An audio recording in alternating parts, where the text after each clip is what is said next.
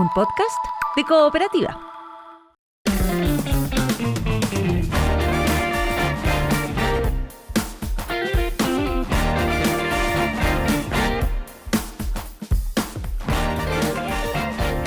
Osvaldo Lizama, ¿cómo estás? Buen día. Buen día, Cecilia, Seba. Estamos expectantes por el comentario de hoy porque traemos dos series que les podría decir que son parte de los regresos más esperados de este año. Una serie que termina, que es de factura latinoamericana, y otra serie que ha arrasado en los premios, pero también se ha ganado el corazón de todo el público. Partamos con esta serie que finaliza, esta serie latinoamericana, y que regresa hoy. Se estrenó la segunda parte y final de 100 años de soledad.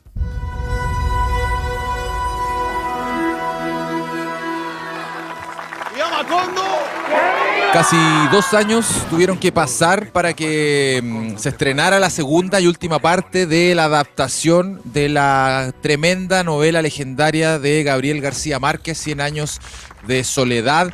Esta ficción muy influyente en la literatura latinoamericana y mundial, que fue adaptada por Netflix en una adaptación bien ambiciosa, realizada con actores y producción 100% colombiano. Vuelve con esta segunda parte. Había quedado la historia en un momento bien crucial con el coronel Aureliano Buendía, que es uno de los tantos protagonistas que tiene este libro, regresando a Macondo ya como un general bien experimentado y con muchos triunfos, y enfrentándose a las desgracias que habían ocurrido en la primera temporada, una primera temporada que dio cuenta de cómo esta serie fue reflejando todo lo que Gabriel García Márquez plasmó en las páginas a través de sus letras, este realismo mágico que hace tan característica a esta historia y que por supuesto está muy presente en esta serie, y eso tiene que ver también con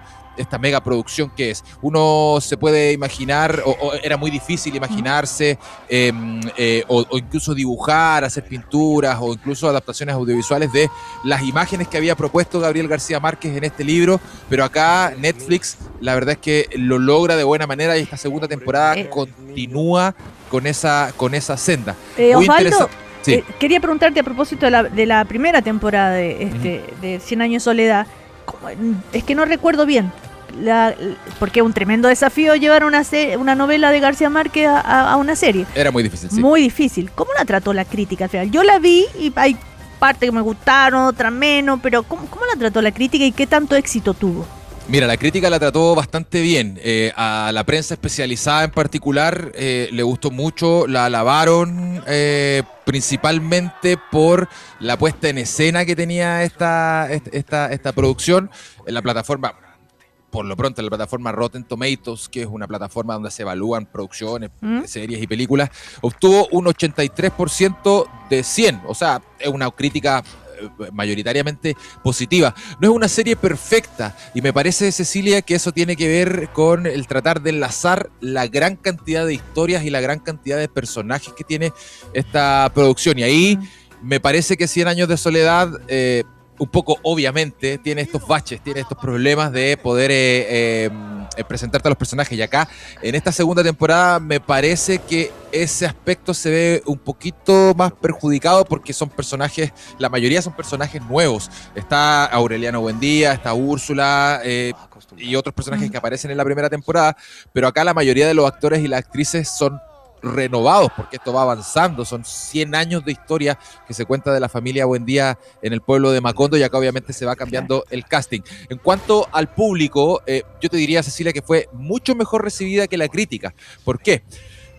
Fue una de las series más vistas del año 2024 en la plataforma de Netflix. Un hito muy importante para hacer una serie de factura latinoamericana, y fue tal el éxito de la primera temporada de 100 años de soledad que en esta segunda temporada Netflix decide implementar un sistema de estrenos distinto. Hoy día hoy miércoles 5 de agosto, se estrenaron los primeros 7 capítulos de esta segunda y última parte de 100 años de soledad.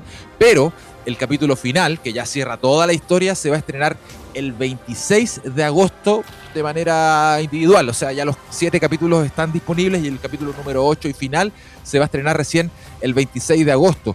Un final que es bien esperado, Cecilia Seba, porque la serie a lo largo de todos sus episodios ha ido tanteando un poco lo que ocurre al final, y es también lo que hace el libro. Parte con este gancho de contarte qué es lo que ocurre después de cuando descubren los secretos de Melquíades, que es este gitano mágico que aparece en la historia. Ese momento, que es el final de la historia, ha sido mostrado brevemente en varios capítulos de la serie.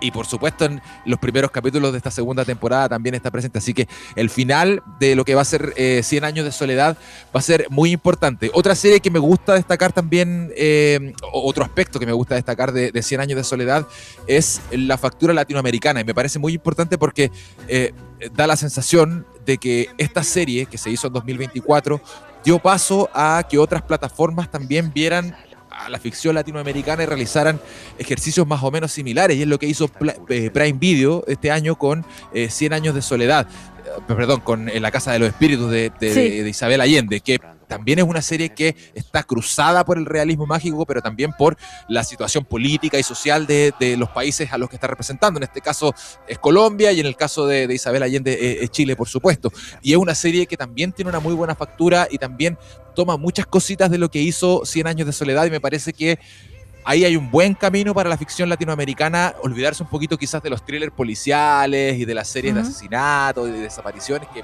hemos visto ya bastante en el último tiempo, y quizás enfocarse en literatura y precisamente en realismo mágico, que es un género que ha tenido mucha producción en Latinoamérica, y acá hay 2 ejemplos muy buenos. Así que recomendamos de todas maneras 100 años de soledad, que está disponible en Netflix con su segunda y última temporada. Si no la han visto, véanla, es una serie muy entretenida. Puede que haya cositas que no les gusten, cositas que no le hagan sentido, o historias que quizás no les interesen tanto como la de los personajes principales, pero en su conjunto me parece una serie muy entretenida que va renovándose capítulo a capítulo, va contando historias cada vez más novedosas e impresionantes, y además la forma en cómo lo filman y cómo te van contando estas cosas que son increíbles, que solo podían estar plasmadas en una página, en un libro, lo logran hacer en la pantalla de muy buena manera, así que la recomendamos de todas formas. 100 años de soledad, que está disponible en Netflix. No te pongas como Brenda ayer acá en Una Nueva Mañana en Cooperativa, que encendió el debate en las redes sociales, dejó la grande con su análisis acá. No estoy de acuerdo con Brenda.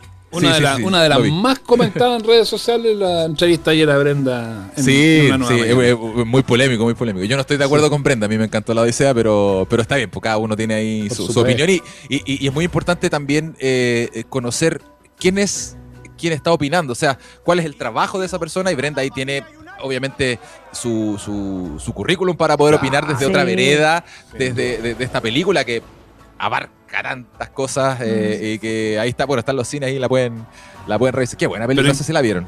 Pero increíble, el clip en redes sociales de la entrevista de ayer tiene miles de comentarios en este minuto en redes sociales, dejó la una locura. Es que está bien polémica. Es que es un gran éxito. Todo el mundo habla de La Odisea, y quién no la ha ido a ver.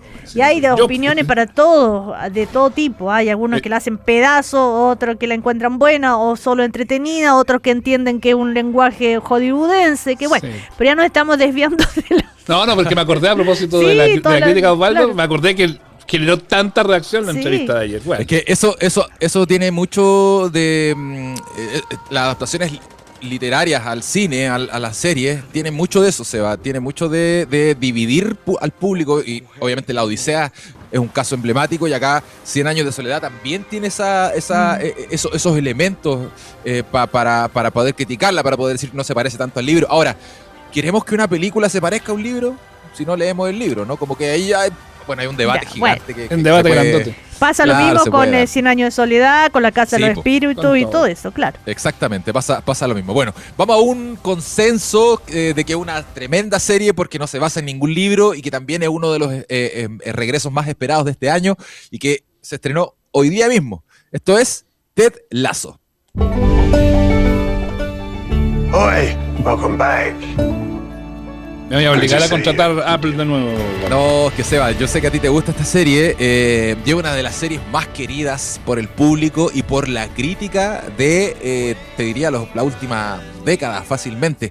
Una serie que ha arrasado en la temporada de premios los últimos años y que había desaparecido, entre comillas, después de haber finalizado en 2023 con una tercera temporada que dejaba todo más o menos en orden y todo más o menos cerrado. Vuelve Ted Lasso con una cuarta temporada, esta serie sobre este entrenador de fútbol muy positivo y muy querendón, que ayuda a su comunidad, a sus futbolistas, a sus compañeros de trabajo, a su jefe, a su familia, a darse cuenta de cuáles son las cosas importantes en la vida.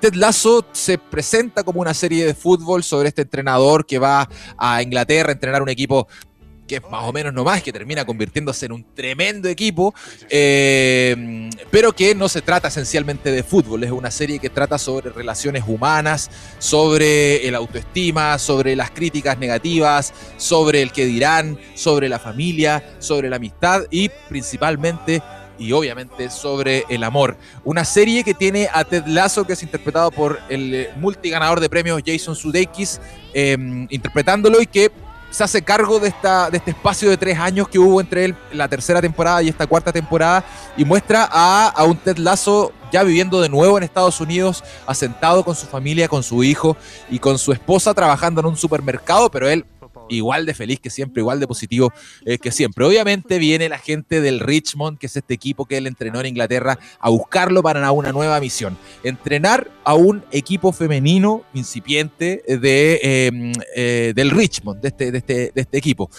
Ted Lasso, obviamente, al principio a regañadientes dice: no quiero porque estoy con mi familia, estoy con mis hijos, y encuentra la solución mágica de llevarse a su familia a Inglaterra y volver a entrenar al Richmond, esta vez en la rama femenina. Y esto trae, obviamente, problemas distintos y conflictos distintos a los que se mostraron en las primeras 3 temporadas. Yo diría, Seba, Cecilia, que es como una especie de reinicio de Ted Lasso, manteniendo obviamente el contexto y los personajes, pero en una historia totalmente distinta, con aristas totalmente distintas a lo que se mostró en las primeras 3 temporadas.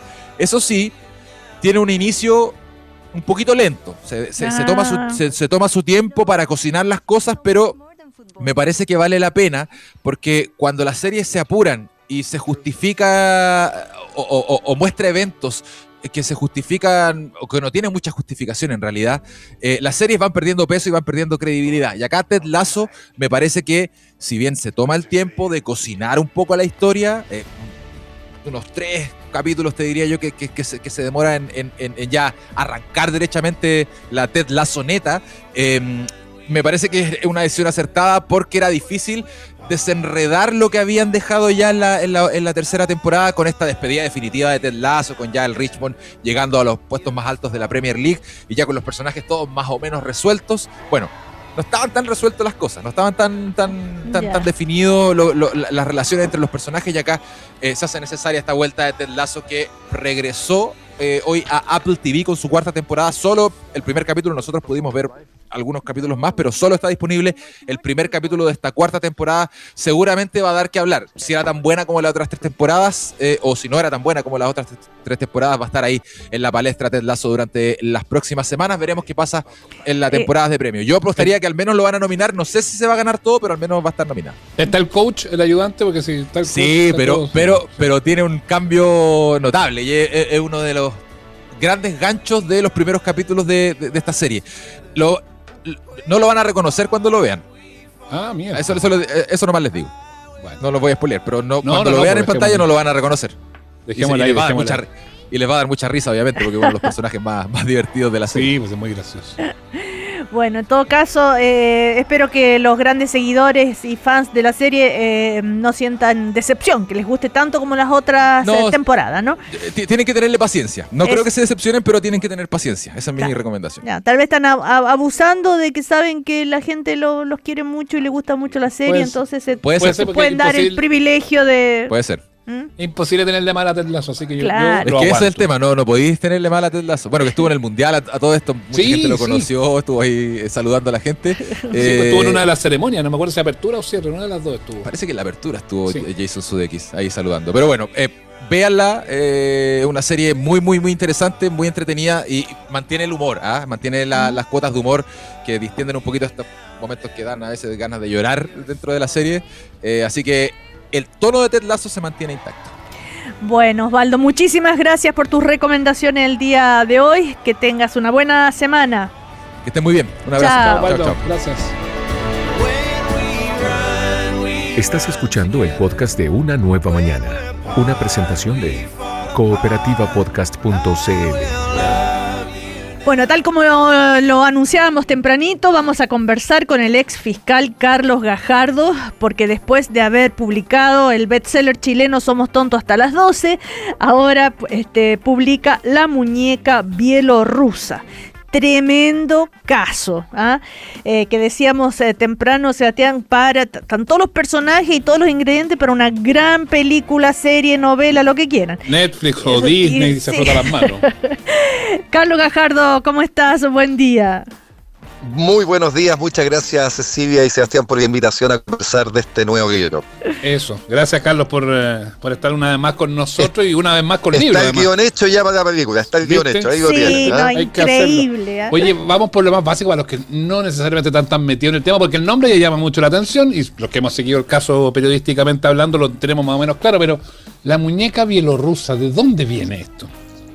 Bueno, básicamente hace un juego de palabras con lo que es la figura de la muñeca rusa, ¿no es cierto? Esto de que permanentemente dentro de una muñeca hay una nueva y dentro de esa otra nueva. O las mamushkas. Claro, y que es un juego de palabras que hace alusión que este caso Hermosilla permanentemente va teniendo nuevos casos, nuevas aristas, nuevas personas involucradas. Y se cambió a muñeca bielorrusa justamente porque el caso principal, diría yo, de todo esto es el que afectó a Codelco en su relación con una empresa bielorrusa y con la participación ahí bajo pagos de dinero de una ministra de la Corte Suprema, la ministra Ángela Vivanco. A mí me gusta cuando en el libro Carlos Gajardo bautiza al celular de Luis Hermosilla el celular radioactivo.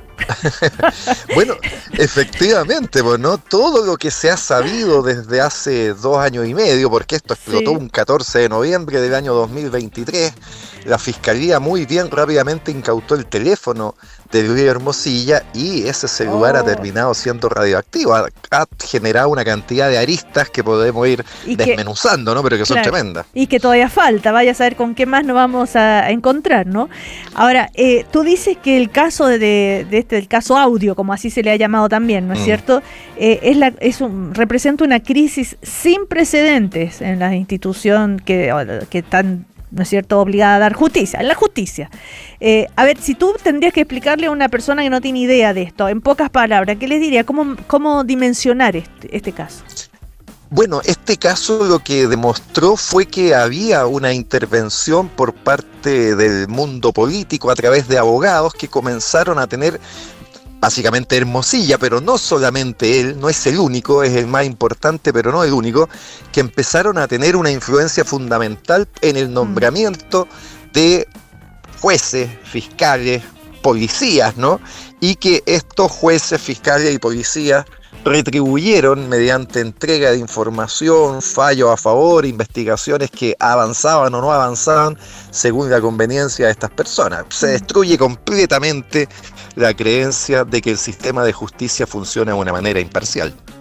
Claro, porque todo esto parte con esta empresa bielorrusa que decíamos Velaz y el consorcio Santa Marta, pero ese fue un hilo que te diste cuenta que hacia abajo estaba absolutamente todo.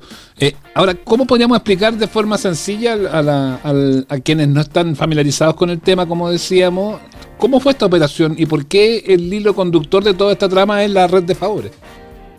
Bueno, en el caso del caso de Codelco con Velaz Movitec, lo que se ha podido establecer es que hubo una serie de fallos en la Corte Suprema que perjudicaron notablemente a la empresa Codelco con miles de millones de pesos, ¿no? Y que tenían en común que había un grupo de abogados, ya a esta altura se ha anunciado una tercera formalización, no hay dos que están en prisión preventiva, Eduardo Lagos y Mario Vargas, pero se ha anunciado la formalización también de Gabriel Silver, que le habrían pagado dinero, dólares, plata, a una ministra de la Corte Suprema a través de la intervención de diversas personas, de su pareja, Gonzalo Migueles, pero también de unos notarios conservadores que sirvieron como palos blancos para que estos dineros fluyeran, metido entre medio el dueño de una casa de cambio, ¿no es cierto? Por eso hablábamos de que esos pagos se habían hecho en dólares, en una investigación que hay que reconocer que la Fiscalía ha sido muy profunda en esa arista, ¿no? Hay otras aristas que no han avanzado mucho, pero esa arista ha sido muy bien desarrollada y ha permitido dar, diría yo, con el hecho más grave, pagos a una ministra de la Corte Suprema para fallar en favor de una empresa. Te cuento que lo último de Ángela Vivanco, que prestó declaración, hoy prestaba declaración por esta trama, ¿no? Estoy tranquila y preparada, dijo. Bueno, pero el libro, al leerlo, la gracia que tiene es que tú en ciento tantas páginas, y que se lee muy rápido, ávidamente, porque es muy entretenido, puedes resumir la cantidad, meses y meses y años que llevamos leyendo información. WhatsApp, esto, lo otro, lo demás allá. Entonces eso tiene este libro, ¿no? Que permite como condensar todo.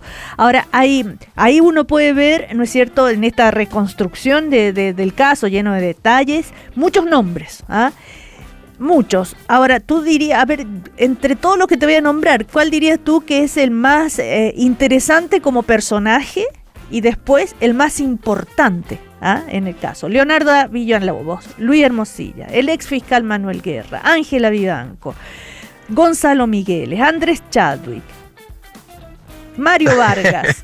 Es buena la pregunta. Mira, yo diría que por supuesto el hilo conductor de todos ellos es Luis Hermosilla, ¿no? Luis Hermosilla es el que logra tener el poder para poder de alguna manera infiltrar cada una de estas instituciones. O sea, sería, ¿no?, el protagonista de la supuesta serie o película. Yo diría que es el protagonista principal, pero no es el más poderoso, porque la pregunta, hay un dicho en el campo que uno dice, si uno ve una vaca arriba de un árbol, la gran pregunta es ¿cómo llegó hasta acá? La pregunta es, bueno, ¿quién le dio este poder a Luis Hermosilla para terminar mandando como quería, ¿no es cierto?, en tribunales, en la fiscalía, en la policía, y ese alto poder de Hermosilla no se explica sino con su relación con Andrés Chadwick. Andrés Chadwick era el socio en la oficina que tenían de abogados, era una persona extraordinariamente cercana y era el que tenía el verdadero poder, ¿no? En ese momento Andrés Chadwick era ministro del Interior, primo del presidente Sebastián Piñera, su mayor consejero, la persona que tenía mayor cercanía con él,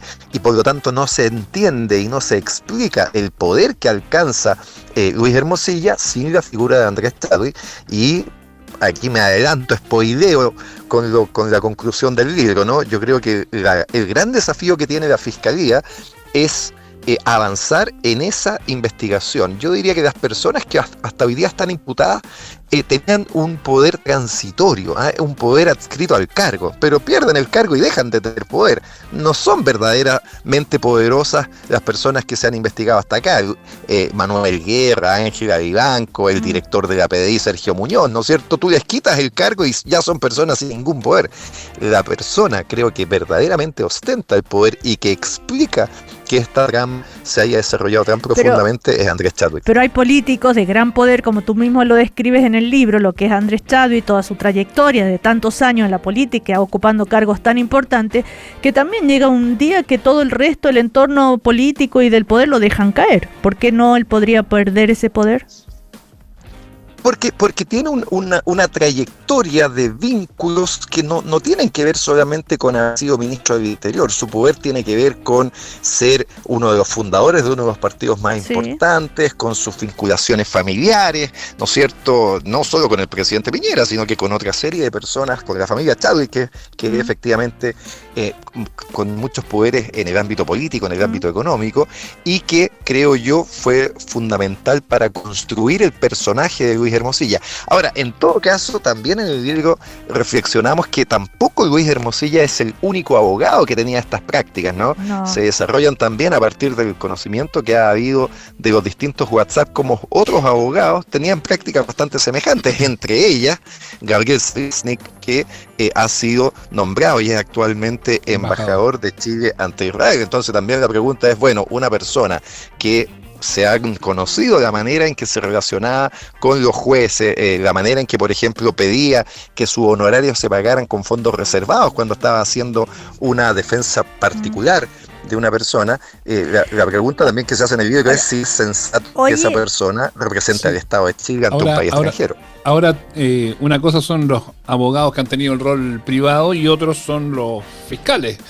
Tú fuiste fiscal, además, en una época de alta exposición pública, claro. por algo te transformaste en una figura preponderante hoy por hoy acá en el país. Cuando uno ve y cuando tú veías a la hora de preparar el libro, de escribirlo, todos los nombres, los fiscales, los intentos en influir en los nombramientos, ¿cómo se recupera la confianza? Porque aquí hubo un golpe a la confianza ciudadana muy grande en una institución que resulta fundamental para la persecución penal, no solamente acá, sino que en todos los casos.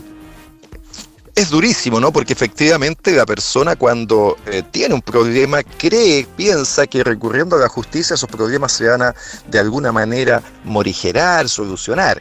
Y cuando se comienza a perder la fe, la confianza en la justicia, la verdad que empiezan a haber fenómenos que son muy disruptivos para una sociedad. El empezar a hacer justicia por propia mano, el empezar tú mismo a comportarte de igual manera porque te das cuenta que los hechos no tienen sanción.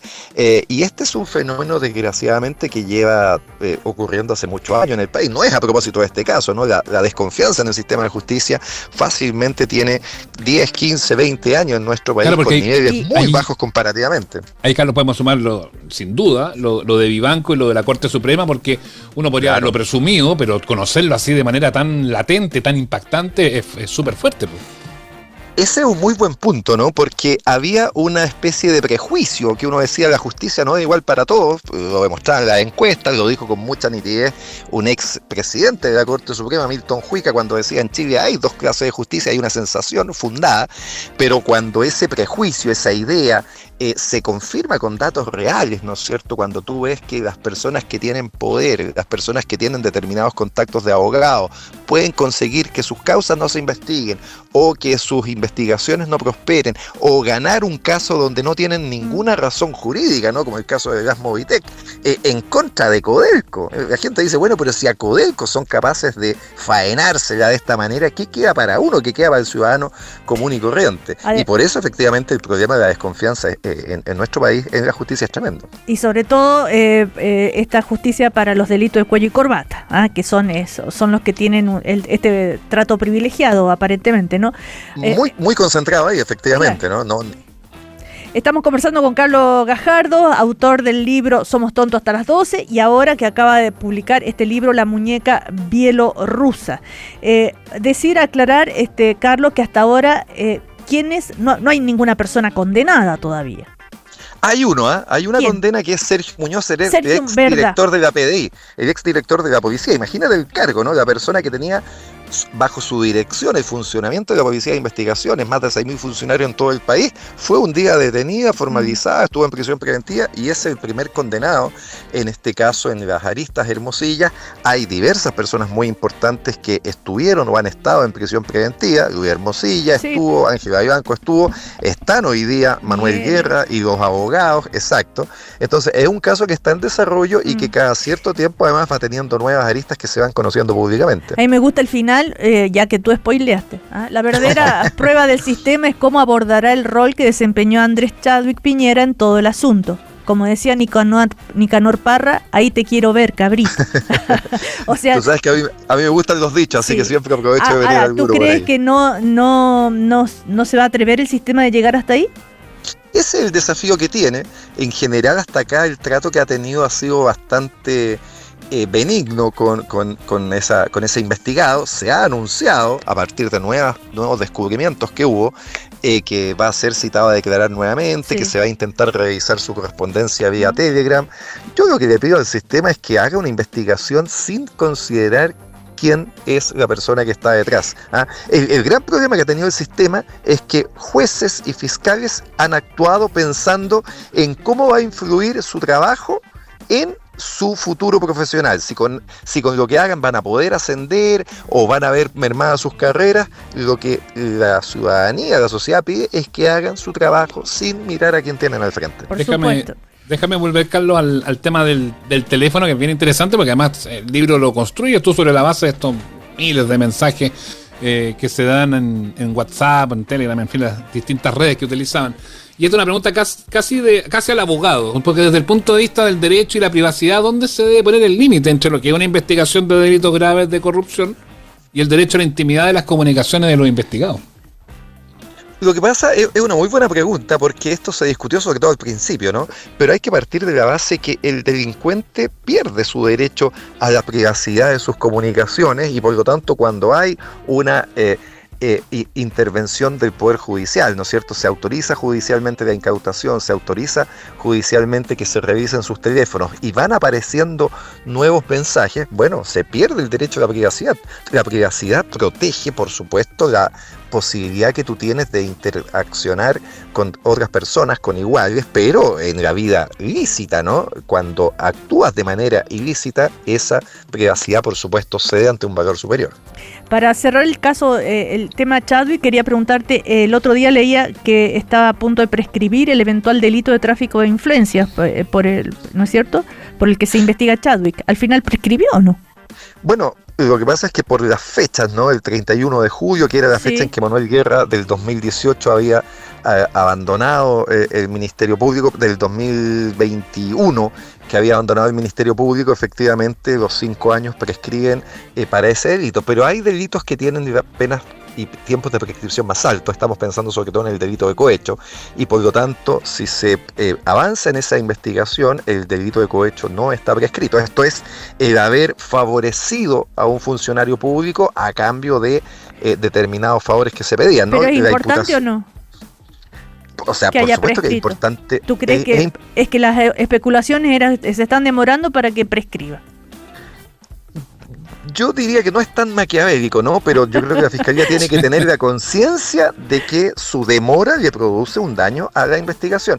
Acá el delito más fuerte que se le ha imputado a Manuel Guerra es que recibió beneficios económicos para favorecer o perjudicar, ¿no es cierto?, una investigación, la contratación en la Universidad San Sebastián. Bueno, la pregunta es, ¿quién le dio ese beneficio económico? Pues, ¿quién le dio ese beneficio económico? ¿Quién es su contraparte? Y en los WhatsApp se habla de un tal Andrés, ¿no? Se dice, si esto se demora, vamos a pedir que Andrés intervenga o algo semejante, vamos a pedir a Andrés que lo apure. ¿Quién es ese Andrés? No hay demasiadas dudas de que se trata justamente de Andrés Chadwick. Uno esperaría que esa arista avanzara mucho más rápido de lo que ha avanzado hasta ahora. Tremenda frase, perdón, Sebastián. Sí. Cierro. Sí. Todos eran mocitos. Él tenía el verdadero poder. ¿Mocito? ¿Tratas de mocito a todo el resto? No me quiero adjudicar esa frase porque eso lo pusieron en unas columnas Daniel Matamal y también Óscar Contardo, ¿no? Que trataban de mocito a Manuel Guerra por la manera en que se relacionaba, ¿no? Como un perrito faldero de toda esta gente, sin respeto a la propia dignidad de su cargo. Si él era el fiscal más importante en el país después del fiscal nacional, era el fiscal regional de la zona oriente, y trataba a estas personas como si fuera un perrito faldero. Y yo lo que digo es, no era el único mocito, ¿no? La ministra Vivanco también, en la manera que se relacionaba, no rendía dignidad al cargo que tenía, vocera de la Corte Suprema, el director de la PDI lo mismo. Entonces estamos ahí con varias personas que no respetaron la dignidad que el cargo tenía y que terminaron transformando sus cargos en verdaderas formas bastante serviles con el poder. Claro, porque a la larga se arreglaban como por las peguitas, era como bien, sí, bien pequeño, bien menor todo, pero bueno. Hablemos un poco del rol de la prensa en este tema. Lo mencionabas tú ahí, un par de columnistas destacados de la plaza. También hay, yo recuerdo el concepto muñeca bielorrusa, parte de una historia que cuenta Juan Diego Montalva en El Mostrador. Bueno, así es. Las investigaciones de CIPER, en fin. la prensa tenía un rol interesante, y el periodismo de investigación se ha valorizado con este caso, creo yo. ¿Cómo lo ves? Hay una prensa que está asumiendo este rol de fiscalización, que está mordiendo quizás un poco más fuerte, y que las instituciones quedaron medias offside y que no fueron capaces de activar sus métodos de defensa a tiempo. ¿Por ahí puede haber sido que se abrió este caso? Absolutamente. Hago el punto de que la prensa en el mundo y también en Chile tiene ese rol, ¿no es cierto?, de ser un cuarto poder, como se denomina. No puedo no mencionar el trabajo que ha hecho el periodista Nicolás Sepúlveda, ¿no?, que ha sido particularmente activo en este caso, ha golpeado con muchísimas exclusivas de informaciones, donde ha podido reconstruir historia. Le doy los créditos en el libro, tal como le doy respecto del título a Juan Diego Montalva, ¿no?, que es el verdadero creador del nombre muñeca bielorrusa.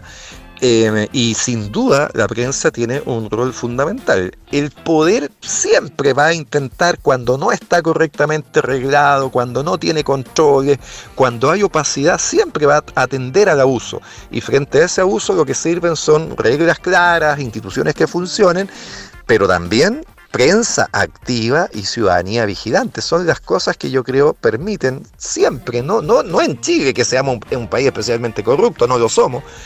Son las cosas que siempre en el mundo permiten que podamos tener una sociedad con menores niveles de corrupción. ¿Esa frase la podemos mantener, Carlos? Perdón, Cecilia, ¿la podemos mantener? ¿Chile no es un país altamente corrupto? Es que yo creo que lo dicen las cifras, ¿no?, y las encuestas y los estudios. Cuando uno compara la situación de Chile en el contexto mundial, y ahí lo mejor que hay es el índice de transparencia internacional, justamente, Chile aparece muy bien posicionado en el contexto latinoamericano, que es un continente con altos niveles de corrupción, ¿no?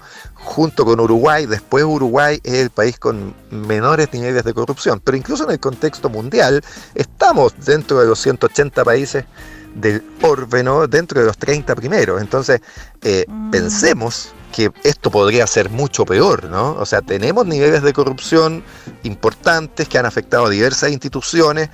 Yo tengo la tesis, además, que estos no son casos aislados, ¿no?, porque sería una buena noticia decir, mire, está bien, hay corrupción, pero son casos aislados. No, hay defectos estructurales que permiten que estas situaciones se produzcan, pero tampoco voy a dejar la idea de que la corrupción es generalizada y que todo funciona así. No, tampoco es cierto aquello. Y tenemos comparaciones con países vecinos donde la situación es mucho peor, y eso nos debe alertar de que aquí en Chile podríamos estar mucho peor todavía.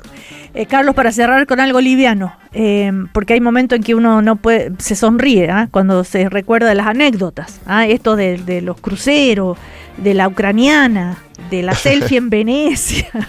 Claro. ¿Cuál es la anécdota de esos pasajes que tú dices, no, o sea, ya se pasaron así?